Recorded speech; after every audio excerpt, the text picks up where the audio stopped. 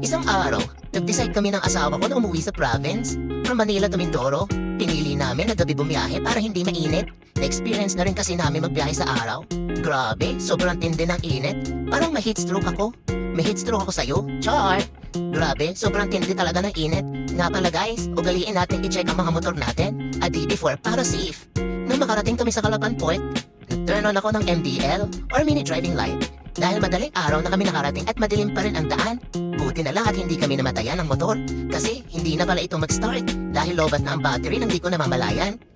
Napa-thank you Lord na lang kami kaya napag-desisyonan ko na ibalik ang kickstart nito or ipa-full wave ang Raider 150 ko paso mahal. Naisip ko na lang na kaya ko naman siguro since matagal na rin akong nagkukutingting, meron din naman akong training at knowledge electrical wiring eh. Kaya ngayon samahan niyo akong i-full wave ang ating motor.